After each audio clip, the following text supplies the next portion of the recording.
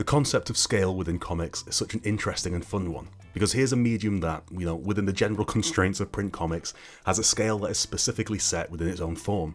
In essence, you're already limited by the dimensions of the page and how you can showcase this concept of big. So when you want to make something become larger than life in comics, you have to consider that from the ground up in the way that you tell your story.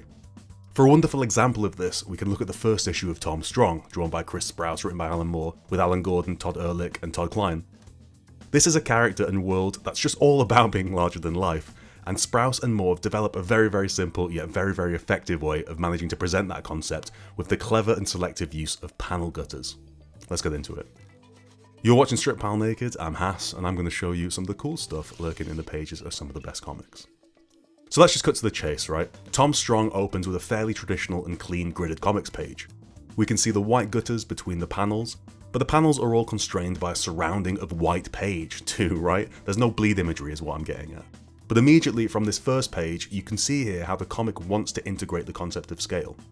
It's cleverly presented through an interesting and locked point of view, where we see this kid, Timmy Turbo, running towards the reader, the scale of objects emulating the human eye or, like a camera, presenting things closer to the reader as larger. And larger already has a meaning of importance from the get-go, because this letter, containing the Tom Strong magazine that Timmy Turbo's going to read, is the focal point of both the page and of Timmy's engagement. So the comic teaches us that scale, or just something large, right, has a kind of gravitational force within this world. The next page breaks the top two rows of a 9-panel grid into a large image of these towering skyscrapers, and a tiny Timmy Turbo low at the bottom. Again, it's an interesting use of scale, but not necessarily what I want to showcase in this episode, but what is worth noting about this is that the aim of the panel is trying to give you an idea of scale and size within the world that Timmy exists in. And yet it's still constrained within the white gutter that wraps all around the page. We are seeing sort of these pockets of a contained world, right? That all changes when Timmy sits down to read his Tom Strong magazine, and the comic shifts to presenting the tale that Timmy's reading, which is essentially just this kind of adventure comic. And when we see the first page of that adventure comic, the white surrounding gutter has been removed, and the panels all become bleed images, right? That means they run right out to the edge of the page. It's a small change, but it is a noticeable one. Even in Timmy's heightened world, the edges are visible, right? He's locked in with this kind of grid formation and these panels that never dare reach the edge of the page. We can, for all intents and purposes, we can see the edge of his world, right? When we switch to the fantasy island of the Tom Strong narrative in this magazine, we no longer can. The world literally extends beyond the edges, and that's really cool, right? It's so simple in its approach to separating the two worlds that the comic is showing you, Timmy's world and Tom's world, because it works functionally, right? In that we know Timmy's world when we see it because it's presented differently than the world of Tom Strong. And yet the mode of presentation also impacts the way in which we perceive those two worlds. So it's working on those two levels to be functional and also narratively useful. And this continues on until we see this panel with the end of part 1 caption. And it suddenly sort of pushes in almost to have a regular white edge surrounding it. The next page shows Timmy reading that story in his magazine, we can see that page. And so the final panel with the caption works to kind of ease us back into the reality of Timmy, right? Much like what just happened to that kid as the reader of that magazine. He's so engrossed in the narrative, it becomes everything. And when he reaches the end, he's kind of drawn back into his own world. He's no longer lost in this fantastical narrative. What's additionally fun about this is that near the end, we get a proper glimpse of an entire page that Timmy is reading. So we can see this full bleed splash of the Strong family that's presented in the comic as a full bleed image. And then we get to see that page as it appears within Timmy's magazine. But in that image, it's got white surrounding gutters, right? Much like the way that Timmy's world is presented. Which means that the pages that we see of Tom Strong magazine, presumably, are presented to allow us to get lost in them too, emulating the kid's own reading experience. And yet at the same time, it's doing that for effect, right? It's separating those two worlds while also allowing us to get lost in that world the same way that Timmy does. This is a comic about the power of comics and fantasy, and the way Sprouse and Moore designed the reading experience as a commentary on that very thing. How cool is that? I love that. Another major contrast between these two stories is how Sprouse renders the compositions. In the world of Timmy Turbo, while, we do see examples of high angle framing or low angle, looking up or down at the scene, primarily most of the panels that contain Timmy are around his height. We kind of see things from somewhere in the region of his perspective. Like in this example, as though we're on that cable car just sort of sat opposite him. However, the adventure story is much more dynamic in terms of shifting eye lines and which angle Sprouse renders it from. Just that initial first page of action. As readers, we're forced to look up, right? Look down, we're thrown into the sky from a bird's eye view, and then placed from the point of the view of the character who got hit by a mast.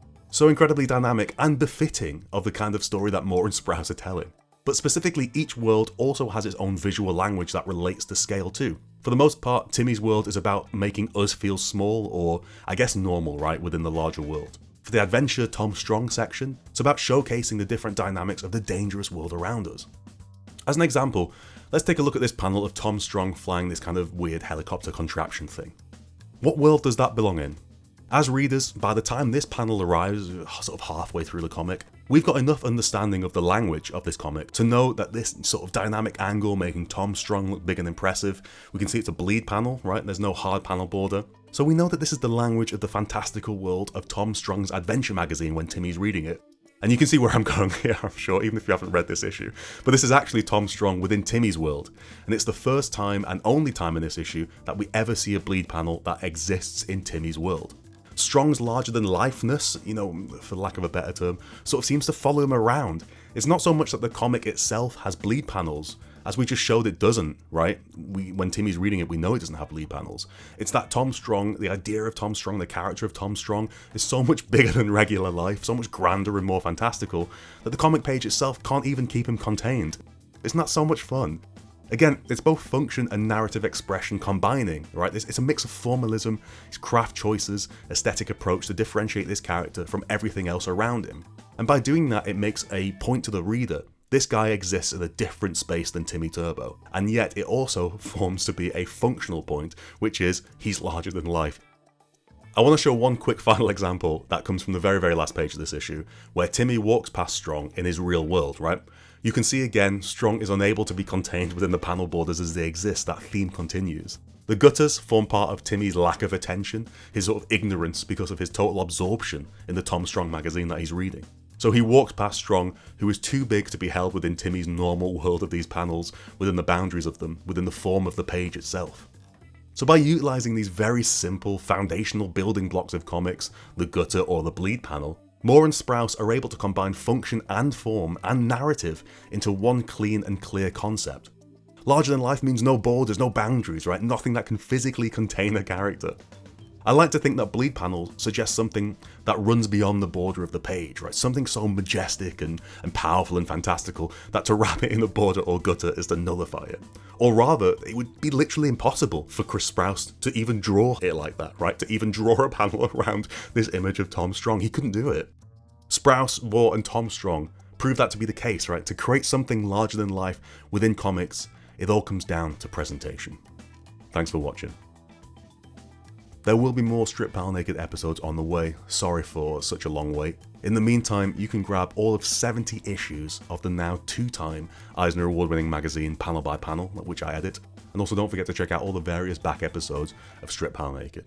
We'll see you next time.